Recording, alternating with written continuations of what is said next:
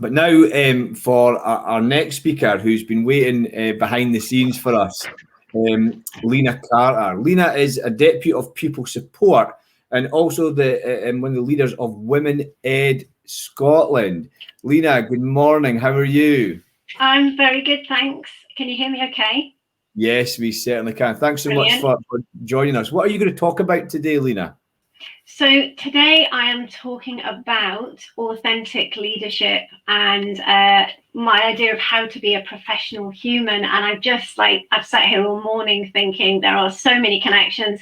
A bit like Khadija, I actually thought halfway through this morning, I'm just going to change everything. I have added a few bits, but hopefully, yeah, that's what I'm going to talk about. But there's been so many connections already. It's so brilliant, this whole platform and connection that you're making. No, brilliant. Thank you. It seems to happen. Seems it happened last year. We don't plan for it, but the themes come up. But I suppose we're all in the same system. We're connected, like Billy said, and the same things come up. So if you're ready to go, we'll put your slides up and break a leg. Whoops. Okay. So let's see. Can you see my slides? Okay. Yes, we can. Fab. Okay. So. The slide kind of says it all. So first of all, it's lovely to be here. Obviously, I can't see anybody. I can see my slides, which in itself is quite stressful. I'm also going to set my timer, and I am going to work to a script because I am a bit time blind, which isn't great, and I do talk a lot. So I am going to try and stick to the things that I really want to say to you today. And I think that, as I said, from listening to David, to Lynn, to Anne, to Billy, and to Khadija there, I think there's so much resonance with what's gone before. So really, this is about exploring that balance between being a professional and being a human. And sometimes maybe that there's that conflict between those two concepts or roles that we might play. So my conclusion, after almost 30 years in the classroom, is that it's only by being human in our classrooms and in our schools that we can truly be professional. If we spend too much time playing a role in our working life and it's not aligned with our true self and our true personality, then this prevents us from creating those real human connections that actually allow our learners to be all that they can be. So although the title of this talks about leadership, if you don't see yourself as a leader, I'd just like to reassure you that actually we're all leaders in our classrooms. We're all leaders of learning, as people have talked about already, but also we're role models because we have that huge privilege and responsibility of shaping the lives of children and young people. Now, unless you've been hiding in a cupboard, sticking your fingers in your ears and just ignoring the vast array of literature and research that's out there, you will know already that relationships between teachers and pupils in the classroom are absolutely crucial to those children achieving all they can. In Scotland in 2021, it's actually part of our professional duties and standards to get relationships. It's our duty to look at research about relationships. So there's no question that relationships are important. And going back to what David said, we're not talking about the latest book. We're not just talking about Paul Dix, although I do actually love Paul Dix, but we're not just talking about Paul Dix and the 2 books that he's now written. There's plenty of data and research going back many, many years. So the first person that we might choose to go back to, and I'm sure you've heard or seen this quote before, is Dr. Hein Jinnet, who was working in the USA between the 1940s through to the 70s. And he was a psychologist, a child psychologist, also a teacher, and he came up with this, the frightening conclusion that we're the decisive element in the classroom. We make the weather.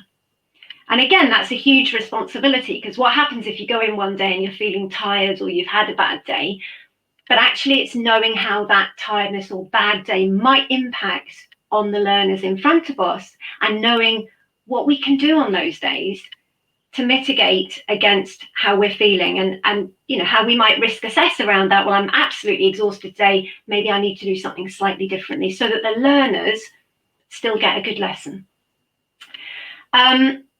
I'm also delighted that David mentioned John Hattie, because I thought, oh, he's going to come out in a minute and say, and everyone reads Hattie, but actually Hattie, we kind of have to listen because he's done a lot of research over time. So Hattie's research on teacher-pupil relationships, you know, right up there, 0.7, you know, so that's a high impact, a really high impact. What's really interesting, if you look down at the bottom, teacher subject matter knowledge. So obviously we have to have our degree, we have to know our subject, I have to know my French, my German, my drama, whatever subject I'm teaching, okay? But look how important the teacher-pupil relationships are based on research. I thought that was my timer going, then it can't be 15 minutes yet. Hattie in particular cites the meta-analysis from Cornelius White from 2007. To improve teacher-student relationships and reap their benefits, teachers should learn to facilitate students' development, see their perspective, and communicate it back to them so that they have valuable feedback to self-assess, feel safe, and learn to understand others and the content with the same interest and concern. So much research, and I have to finally, as far as research around this goes, quote and reference Brene Brown. If you don't know about Brene Brown, I know lots of people in Scottish education read, talk about Brene Brown a lot. Daring Classrooms is a particularly important work for us as teachers, but I listen to her podcast pretty much every day in the car because she talks about authentic leadership all the time. And there are just some lovely quotes. So, you know, authenticity is a collection of choices that we have to make every day. It's about the choice to show up and be real, the choice to be honest, the choice to let our true selves be seen. And then this one, teachers are the guardians of spaces that allow students to breathe, be curious, explore the world, and be who they are without suffocation. And I just, Kajita, what you said there about, you know, the doors and everything, what do we leave at the door, you know, for students as well, it's so important, isn't it, that they come into classrooms and can be seen for who they are. So there's the research. But what I'm keen to do today is give you the opportunity to think about how you show up in the classroom. And I'd like you to take a moment to think about some questions. When you show up at work, do you act differently to how you would right now in the comfort of your own home, with the comfortableness of people you know and your house around you? When you show up at work, do you talk differently to how you would talk right now? When you show up at work, do you dress differently to how you would right now? Now, obviously, some of you might still be in your pajamas because it's Saturday morning, and that's okay. But you hopefully get the principle. Now, we have social norms. We have conventions of what's acceptable in different contexts. And as a drama teacher, I talk a lot to pupils about this. And I explain to them that as human beings, we do play different roles. We put different hats on. And we change our behaviors to suit the context that we're in. So, you know, I talk to them about language, and I say the language you might use with your friends in the playground might be different to the language that you'd use if you maybe ever got to meet the Queen or maybe Harry Styles. And I say that as we grow up, we learn appropriate behaviors to use in different contexts. However, I also explain to children that under all their behaviors and language, there is a personality and a self and an identity and a character that they shouldn't have to change, whoever they're with. So in society, we adapt our behaviors, but we shouldn't have to change that who we are. And, you know, all of this is embedded in the UNCRC, children's rights, you know, Article 8 around identity, Article 12, the views of the child, all of that. But what about for teachers? What happens if we take those ideas and relate them to teachers? Do you feel that you can use your voice? You know, we've had speakers already. Billy talked a bit there about maybe not. Do you feel that you can show up as you are with all your cultural and heritage identity? Maybe not. it's really important, I think, when we talk about being an authentic professional human, that we look at what it's not. So being a professional human isn't oversharing and making all the lessons about you. We can all think about Mr. Whoever who taught whichever subject, where we knew more about his dog, his wife, his family, his holiday home in Mallorca than we did about the subject he was teaching. That's not good. It's not about being unprofessional or inappropriate in your language or dress. You know, we've got GTC standards about how we need to behave. And it's always useful to check the dress code of the organization that you're working for. You know, we get into the arguments about hairstyles, tattoos, all those things, but just check what's okay in the place you're working. And if it feels too restrictive for you, decide about whether that's the right environment for you. And it's not about having no boundaries. Being a professional human is absolutely about having boundaries and knowing when to share and when not to share. And Brene Brown is brilliant on this as well. So, sorry, I'm trying to just make sure I stick to the script. As I said before, though, I genuinely believe, and this is based on many years of experience, that if we don't take ourselves into the classroom, we miss out on something for ourselves, but also for our learners. The late, great Rita Pearson said, children don't learn from people they don't like, but I genuinely believe children won't learn from people they don't trust. And how do we build trust? We build trust, that's the wrong slide. We build trust by being honest, by being consistent, by showing that we're interested in people, and by giving something of ourselves.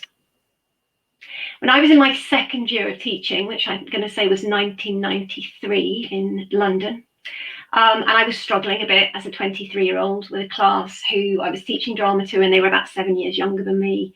And, you know, I was kind of trying to get it right.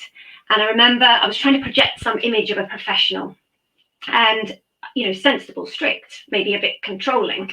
And my head of department at the time, the amazing Sue Edwards, came in to watch me, and at the end she said, you know, you've got it, the content's there, you know your stuff, you know your drama, but you just need to relax and be yourself.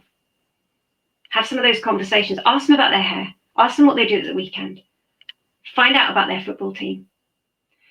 And I think it was totally the advice that I needed then and has served me well through my life.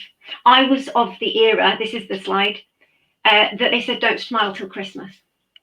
And I just think that's genuinely the worst piece of advice that any new teacher could be given. And if you want to know more, watch this YouTube video by Edward Tronick on the still face experiment that they do with small children. If you don't smile till Christmas, it's potentially really harmful to children. So that was a bad piece of advice. And if you're an NQT or a probationer, really think about, you know, have you ever been given that advice? So I genuinely believe that taking yourself into the classroom is what's needed. Children will work for you and learn from you if they trust you and feel safe in your company. Colleagues will cooperate with you. And if you're a leader, they'll work more productively for you if they trust you and feel safe in your company. And parents and carers will be confident that you're doing the best for their most precious beings if they trust you and feel safe in your company. And trust and safety come from people seeing who you are, what your values are, and what makes you human. Now, I was really lucky. I worked as care experience lead for 2 years for my local authority, and I got to go to amazing conferences on trauma and trauma-informed practice. And I got to hear Bruce Perry, who is just an inspirational world leader on this. And he talked about something which he referred to, where we work in an organization or a system where our values are compromised, and where, because of that, over time, we and the system become sick. And he talked about dystonic behaviors. So behaviors where we have to behave in ways that are inconsistent with our beliefs and personality. I think we have to take really seriously the fact that if as teachers we're doing that, we become sick and the system becomes sick. that's very much part of trauma-informed practice and understanding and trauma-informed systems. And if you're interested, there's a whole wealth of knowledge and experience out there. In Scotland now, we're getting much better. But going back to some of the previous speakers, to Billy and David, I think we need to look really carefully about whether we're being asked to do things that fundamentally go against what our true beliefs and values are. I'm going to finish soon, but before I do, another part of my work within trauma-informed practice was around how we show up as leaders. And as part of the work I was doing, I decided that actually perhaps I needed to look at how I was presenting myself as a leader. And so about 2 years ago, I stood up at a teachers' conference as part of our trauma-informed work that we were doing. And I gave a talk where I talked about some of the things that had happened to me in my childhood and the impact that that had had on me and my perception of the world and my experience as a leader. I talked about the abuse that I'd suffered as a child. I talked about the struggles that I had since and throughout my childhood and teens in processing some of that. And it changed the way that people saw me. But I honestly believe it changed the way that people saw me for the better. And I think it was a big risk. And I think that possibly there's jobs that I now haven't got because of what I did then. But actually, I know that I'm now in a job that actually is completely right. And everyone knows everything. Again, they don't know everything because I don't share everything, but they know things about me that are about my authentic self. So my main message is that as a leader, it's possible to be a hybrid, a professional human, and simultaneously outstanding, hopefully in some things, and flawed. That rather than creating a barrier, being a professional human builds bridges. I know that the families I work with have a sense of who I am and what I'm about. And that's helped to build bridges. And my message is very much as a leader, it's not me over here in my comfortable world and you over there in your mess and your trauma. It's us in the middle. So to leave you with some questions, and I'm aware I've gone over time, I'd like to encourage you to think about these questions. Who do you show up to work as? And is that person different to the you who shows up in other settings? How much does the way you're required to behave at work align with your values and your sense of personal integrity?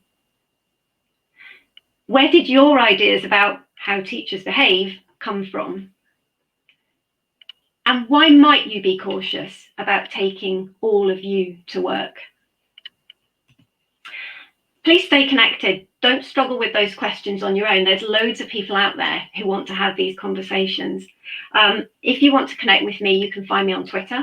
I've got a blog and lots of this stuff is in there. And I've also got, this is a bit of a plug, but I actually do a radio show all about teacher wellbeing where I interview people about their wellbeing on Teach Out Radio. And if you'd like to connect there, then please get in touch and you could be a guest. And that would be absolutely amazing. And Fiona has already been a guest. And I think she thought it was pretty good. So that's me. There we go. Lena, thanks. Such great questions to ask about being your authentic self in the classroom. It's made me think about how do I enter the workplace and leave the workplace. And I like to think that who I am here and who I am now is who I am all the time. But of course, I can't testify that unless I ask the people around me. I absolutely loved what you said about Faculty's reference to the is it Hein Jinnet quote, "We make the weather." I mean, that idea of not smiling till Christmas is absolutely horrendous. We should be greeting the children the minute they come into school with a smiley face, because school should be the happiest place in the world for them. And we have a responsibility to make that so. And that, thank you so much for that. Some really great comments, inspirational as always, plenty of food for thought. So proud of you, Lena. And also a little mention, you mentioned in your talk this idea about teachers reading, and you mentioned Brene Brown. I like this one, Brene Brown's Dare to Lead in the ScotEd Connect book group was a game changer for me last year. I know the ScotEd Connect group have a lot of members to that, and one of our speakers last year, James Cook, is involved with that. So thank you. Fiona, what are your thoughts? Anything on the social media feeds?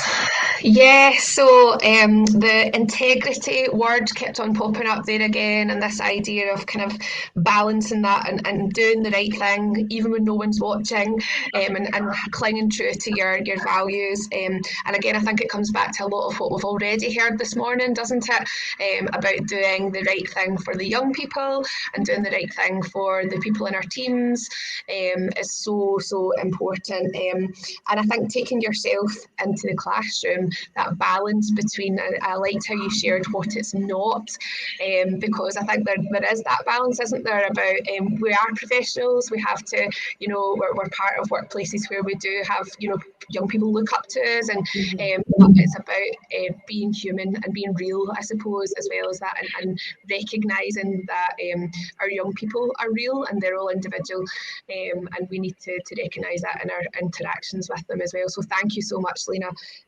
Lots of food for thought there. Thank you, and thanks again for inviting me. It's just been a great morning. Thank you. No worries. Thanks for coming on, and thanks for sharing your Twitter handle at Lena Belina and your links to your blog. Before we let you go, can you share when people can listen to your radio show, the I Factor in Wellbeing on Teacher Hug Radio? So what I'm not going to say is that it's on at 3 this afternoon, because we don't want anyone not to be here. But the good news is it's also on at 3 tomorrow. So all the shows now on Teacher Hug are actually repeated twice on the weekend. So 3 o'clock tomorrow afternoon. And my guests tomorrow are the fantastic Claire Bryden, who is a teacher from over here in the west of Scotland, and Andrew Cowley, who is a king of wellbeing. I'm just going to say they're both wellbeing royalty. So that's on at 3 tomorrow on Teacher Hug. Brilliant. Thank you. So if you're around 3 tomorrow, please log into Teacher Hug Radio and give that a listen. Thank you so much, Lena. Thanks you so much for being part of ScotEd2 today. And that talk definitely struck a chord with so many people. So thank you so much. Thanks, Lena.